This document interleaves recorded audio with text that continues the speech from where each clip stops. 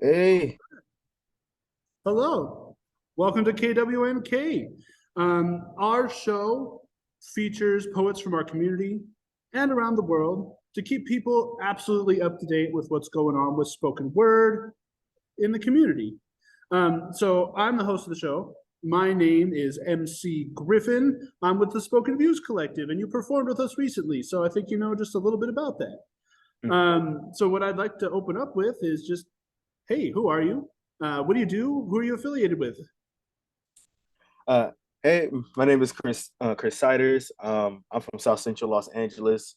Um, as of right now, um, not really affiliated with organizations in the sense of being a member, but I'm a part of a few communities out in Los Angeles. Palms Up Academy. Shout out to Palms Up Academy. They're a Filipino ran open mic in downtown Los Angeles, and they have tons of great programming built to really cultivate writers, cultivate artists, and just giving people opportunities to speak their piece. And they run an open mic every Wednesday night out here. Also, I'm loosely affiliated with artists to end homelessness. They're out in the, i.e., the Inland Empire.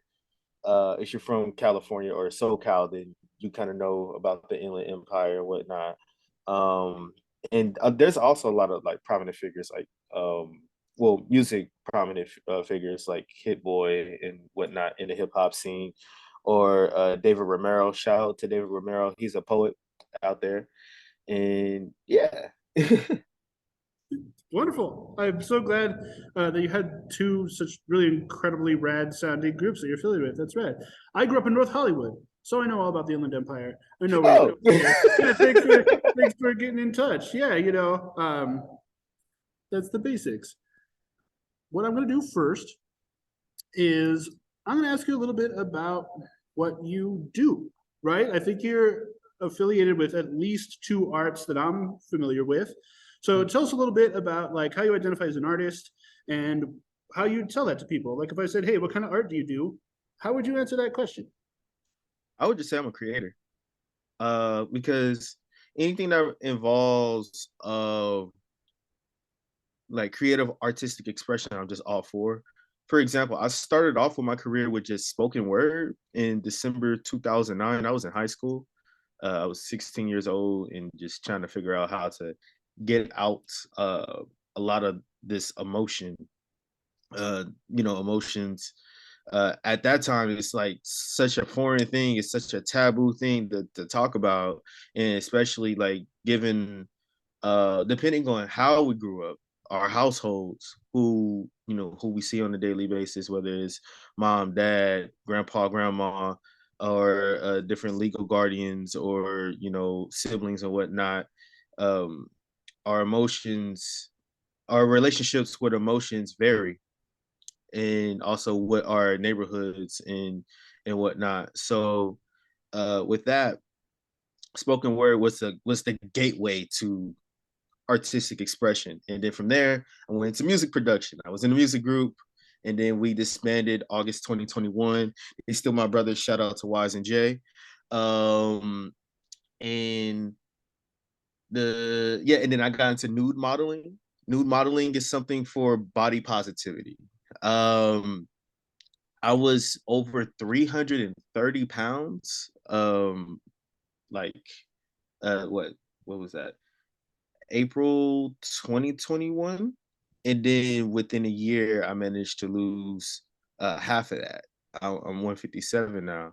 So my entire life, I was always the big kid. So I was trying to figure out ways to appreciate my body and give love to myself. And again, artistic expression. That's something that helped me out with that. Music is more of a spiritual thing.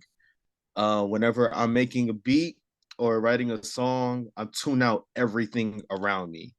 Poetry is more of like a raw artistic expression, which is why I think it's harder to write a poem than it is to write a rap for me. It, Oh, it takes about 3 weeks to a month for me to write a poem.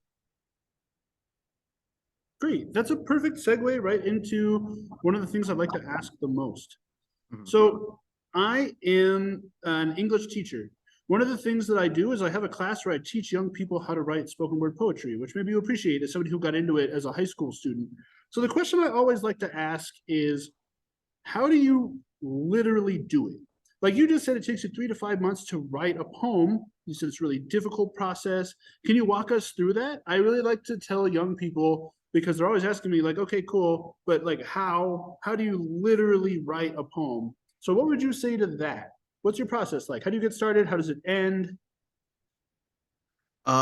It's so it, sorry, my bad. I meant to say 3 to 5 weeks, not months. Oh yeah.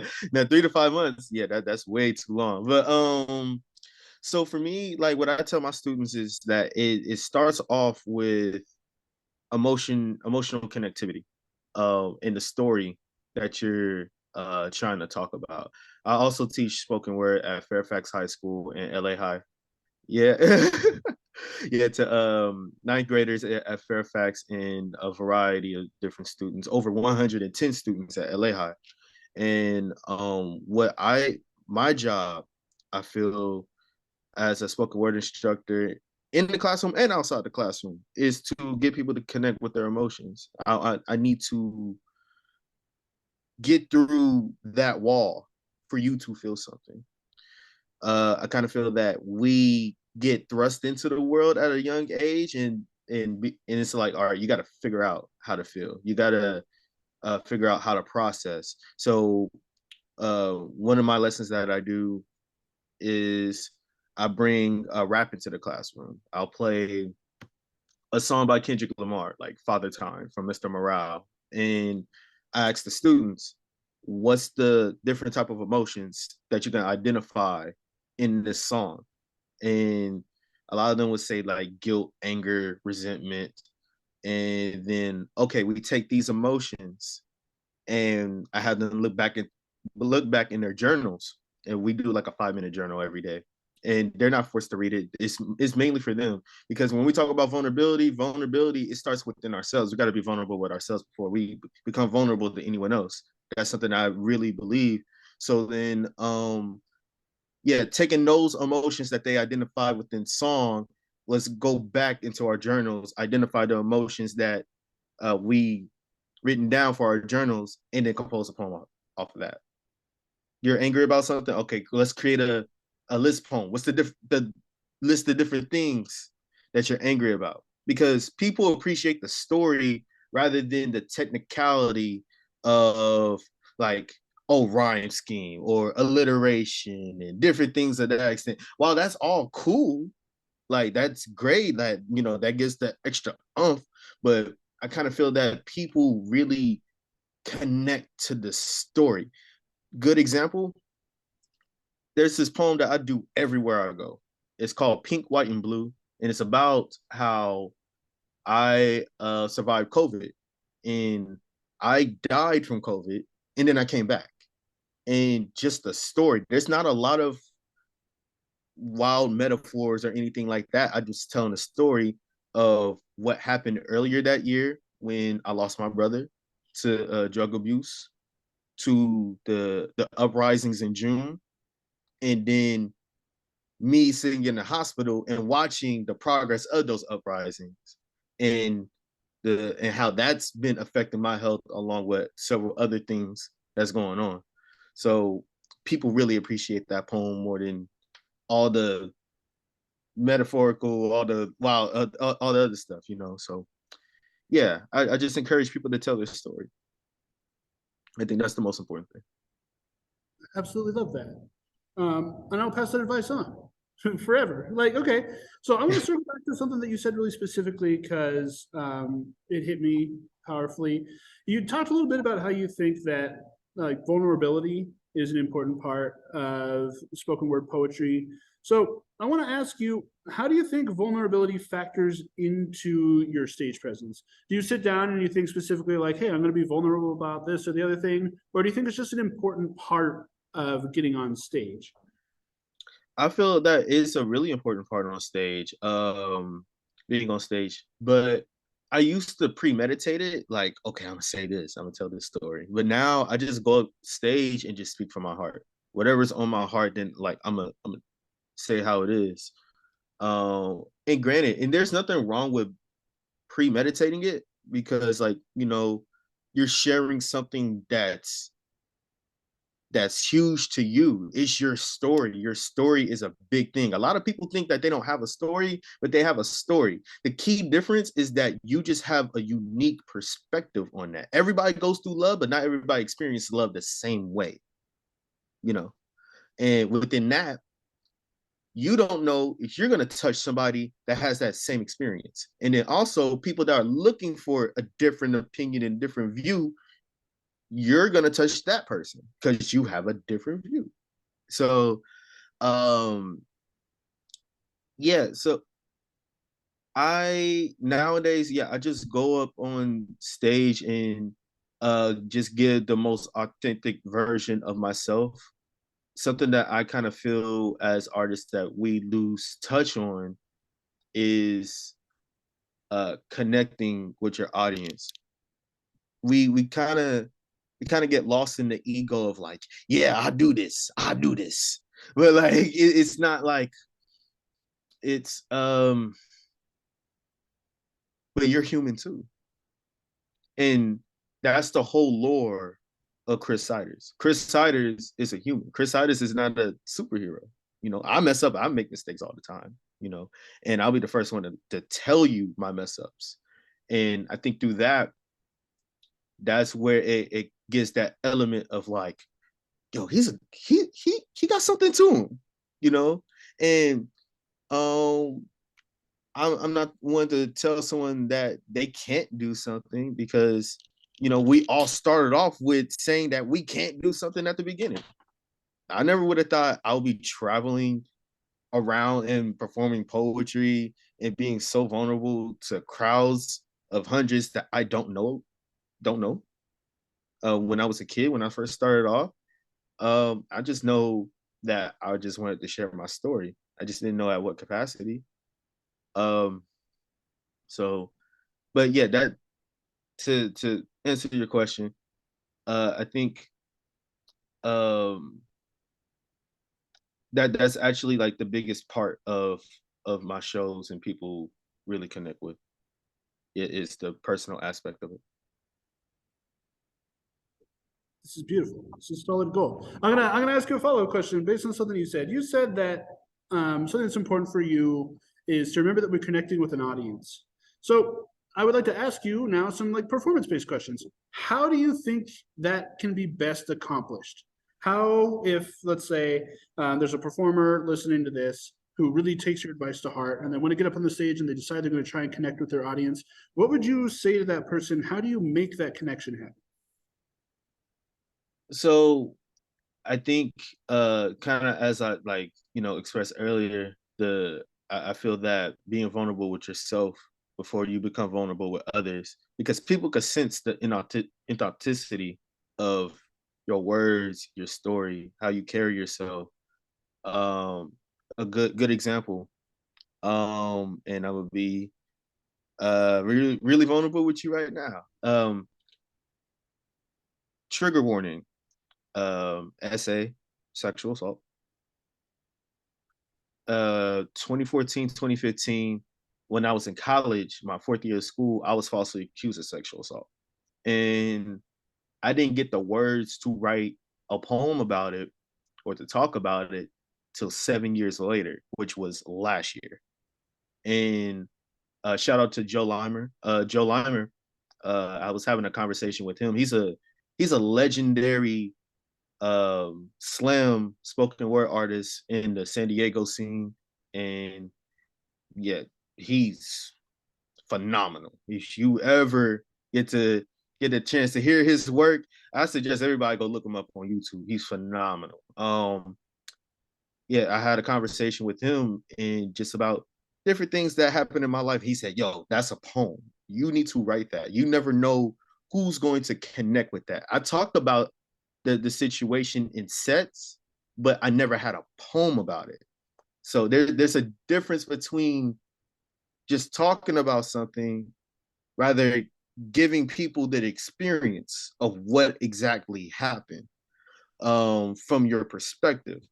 Now, um, when I first did the poem at Palms Up Academy, I I I was shaken up a bit. I lost control of my emotions to where I was screaming the poem. Um, I was really shaking a lot. Um, and I kind of just shielded myself from people, and I went and like kind of hid in the corner a little. Um, and as I did it more and more times, I got more comfortable with the piece, and that helped me get a little bit more comfortable with myself, because it's no longer a thing of like me trying to cater to you. I'm trying to cater to myself so that I can give you more. Um, and also understanding that this situation that happened to me does not define me. You know, these situations that we go through in life doesn't define us. How we respond to it, that's what's going to be the most crucial part to it, you know. Um, and as I go through with life and having difficulty um, with establishing intimate relationships, both platonic and romantic, I can't let that situation really dictate how I maneuver and communicate with my partner or partners. So, um, yeah, I kind of had to like really sit with myself, and I suggest uh, artists that that goes that deep within themselves. Really sit with yourself, journal a lot, um, acknowledge and recognize the gravity of the story, because if you don't recognize the gravity of the story and you kind of just jump in, a lot of triggers might come up that you may not be ready for. And sometimes getting triggered is a way of showing you what is good for you and what's not good for you. So maybe you have to trigger yourself. I don't know. I'm still trying to figure this out myself. But just speaking from experience, um, just knowing that these situations don't define you and doing it for yourself is the biggest thing before going up on stage and giving yourself. Yeah. Thank you so much for sharing your story. Um, I gotta say, you're answering like half of my sub questions just as you go. I feel great about this. You're covering all the boxes. So I think what I want to do here, now that we've learned a lot about your process and like what's important to you as a poet and a performer, is I'm going to ask you to share a piece for the show right now. Do you have something prepared that you can share with us here? Yeah, sure. Um, I have a poem. It's my most recent poem. Um, it's called "From Kids We Tear and Proceed to Song." It's one of my favorite pieces. And it's the most, I guess, say tender piece. Um, it's about a ex, and um, she the underlining, well, on the surface level it's a love poem, but the deeper meaning behind it is her fear of having kids because of certain things that she's been dealing with life, and she doesn't want to pass on to like her kids. She doesn't want them to have similar hardships. And I'm like, yo, if kids is something that you want, then like I encourage you to go for it. You know, you have my full support. Like whether it's me or not, I love you and I want you to experience life for how you see it. You know, for what you want.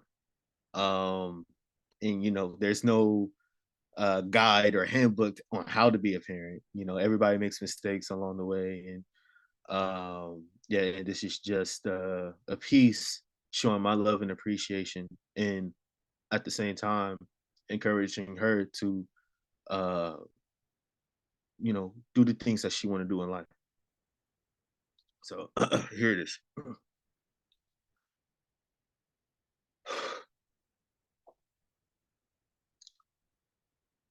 No matter what, I am all in. And you responded, I don't think you know what all of me comes with.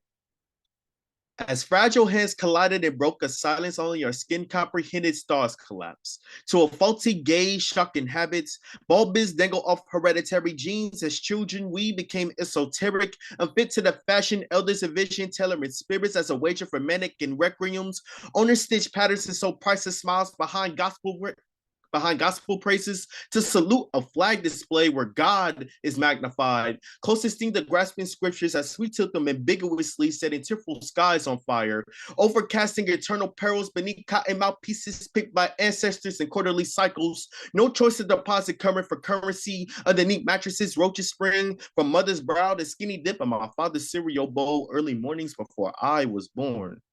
Fall to omens, teasing nerds with the brisk heat of American mirages that celebrate eugenics. White, skinny, blue-eye, tall, sharp crimson booty chin, hair covering acne, pasty red, incel anxiety, residing in a country where mental illness becomes a justifiable death sentence written in notes, torn. Paced by man-made spectrums, we indoctrinate and challenge to formulate our identity to be queer in a color that outside of cultural lines, sketch polygamous diagrams of beautiful deemed disastrous that coexist with the reality of weird. We are haunted. How do I expect for you not to catch me whispering prayers amidst hurricanes we actively chase? Cleave a linear alphabet as debris unclear defining OCD, PTSD, BPD, IBS, patch invisibility along manic urges to connect with others. So yes, I am all in, even if I don't understand what that entails. So call me crazy, but what if I deliberately requested that you shred my heart into confetti to make your favorite rainbow pastel colors? Similar to the sounds of crushed leaves impacted by heavy rainfall that reminds you to smile. Be free. And may our hearts forbid that this should end at any moment. May this fragment in time be evidence that love is possible. However, we must acknowledge that when there is love, there is grief. We're just adults begging for our inner kids to be seen on pedestals composed of Legos, not prideful enough yet to rend patience to diary morning pages. March 30th, 2019 reads, I've never been in love, but maybe you could teach me. Someone that will go with me, be my constant. I promise I'm a fast learner.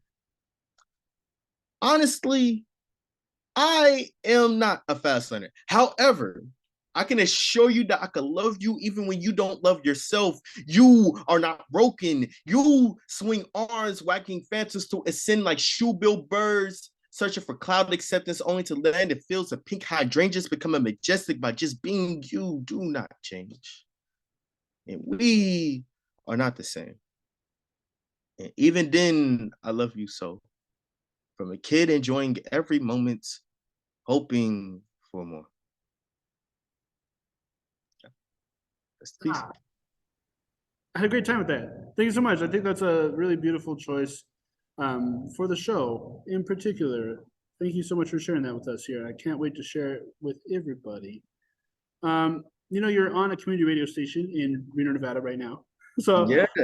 since you recently had a show here, I'm gonna ask you to talk about what you experienced here. If you could, how would you describe the poetry community in Reno? And like, how does it compare to what you're used to back home? What heartwarming things can you say about our people down here?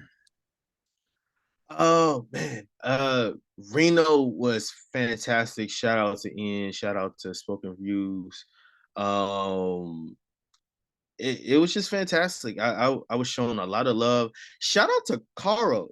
They're a fantastic poet, and they're one of the people that opened up for me. Them and Sage opened up for me, and Carl made this fantastic drawing of me just randomly, and I was just like, "Yo, this is bananas!" Hold on. Let me get that drawing real quick. I just got to show this. Give me 1 second. Okay, all right. I got the drawing. Yeah, she was just like, they was just like the I know you had issues with like self love and self image, so I just wanted to let you know that you're beautiful. And they made this, and I'm like, whoa, like so. Shout out to the whole crew. The spoken word scene out in Reno, really talented, really vulnerable. That's something that I don't really see a lot in, to be quite honest, the Los Angeles scene. There, don't get me wrong, there's a lot of like great and fantastic poets who do bare their souls, but it's been a really doggy dog world out here, to where the competition aspect of things versus sharing the story kind of gets in the way, and the connectivity again, it gets lost. And but we got to remember, this is what we're here for. We're here to provide unique perspectives and ways of expressing our emotions. That's our job. Just like when we go to uh again, a video shoot, a photo shoot, our bodies is the expression. Just like the words is the expression. They're unique. No one looks the same. No one doesn't speak the same. Everybody has a different way of going about things. So yeah. Wonderful. Thank you so much. I know all these people personally, so I can't wait to see their faces later when they hear these shout outs. That's wonderful. I'm looking at the clock here, and we don't have a huge amount of time. So what I want to do is give you the opportunity to give a shout out if you want to. By which I mean, like, if there's anybody that you think is going to be listening to this, or that you might promote this to later, and you want to just give them a name drop and make them feel extra special. Like, for example, my mom listens to this show. Hi, Mom. So if there's anybody you'd like to just be like, hey, you're out there in the world, and I know you're listening to this, if you want to say their name, now's your spot. Shout outs to my mom, the Siders family, my mom, Denise Siders, my sister, Jasmine Siders. Um, we we've been really trucking through a lot of hard times, as I lost my father in February, and my mom lost a husband. High school sweethearts. They've been together since they was in the 10th grade, 16 years old. And so they really been holding it down while I'm trying to build upon this legacy my father left behind, where involving the work ethic. And because he always told me as a kid, never let anybody mess with the money. You better go out there and do your thing. Whatever you do it to the best of your ability. So just taking that, I can't stop what I do, you know, and just trying to honor that to the fullest extent. So first and foremost, again, my mom, Denise Siders, my sister, Jasmine Siders, my auntie Carla Siders, um, and again, my brothers, Ivan Anderson, aka Wise, he's a rapper. Jay Carter, aka Jay Stevens, he's also a rapper. They my brothers for life. Jalen Gray, another brother. Um, Michael, the Wordsmith Coalition. That's another group I am a part of, actually. The Wordsmith Coalition. Liz, that dude Jay, Yara, Toledo, Aaron, Messiah. Yeah, they're just all fantastic. Magdalena. Yeah, we're just a group of poets that just geek out over poetry and just write whenever we can as a collective. I'm actually about to support one of them tonight while I'm in LA for the next couple of days I'm out here. They have a competition, so shout out to them. Um and Ariana Bosco from Palms Up. She's the founder. And yeah, that's about it. Yeah. Well, I gotta tell you, Chris, you sound like a poet, right? I know that sounds like a funny thing to say, but sometimes I'm doing these interviews and I'm just like unimpressed. But I gotta say that I'm feeling great about this. I think that you're really well spoken. I really believe in the art that you're doing and everything that underpins it. I'm so excited we did this interview. On our way out, I want to ask you about who you think we should listen to or read in poetry. You name dropped at least one person earlier that I will Google later and like watch some stuff for, but like for the benefit of people listening, because this show is about keeping people involved in poetry. What are the names of some people that you know are performing right now, or maybe like historical poets that you want to just like say the name of that you think other poets like should get into or listen to and check out? Saul Williams. Saul Williams, the GOAT. Ever since my mentor, Mike the Poet, I how can I forget Mike the Poet? Mike the Poet is a LA historian, a Los Angeles legend who turned my life around when I was a knucklehead in high school, and he's the whole reason how I got into poetry. So yeah, shouts to Mike. Y'all look up his work. I'm Alive in Los Angeles, classic book. Yeah, and Saul Williams again, the Dead MC Scrolls. When I picked that up, when he gave that to me, it was over. So yeah, yeah. And oh yeah, real quick, shout out Vine Tree. My brothers at Vine Tree, West and Maui, and Fran and Speakeasy, and yeah, the whole crew. Yeah, I love everybody. And everybody that believes in the art. So again, Spoken Views, the folks at Humble, Urbane, Felix, my manager, Miko, and actually Lanusa. Yeah, so yeah, I got a lot of love to share. And you, Griffin, shout out to you. Shout out to you.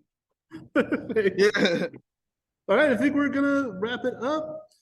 So thank you all for listening to the Spoken Views radio show. If you would like to find spoken word events in your town, you can visit us at spokenviews.org or find us at Instagram.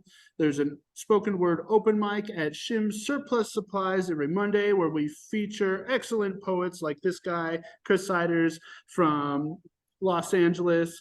Thank you so much for being on our show. And I'll hit you up with some details as soon as I get everything edited out.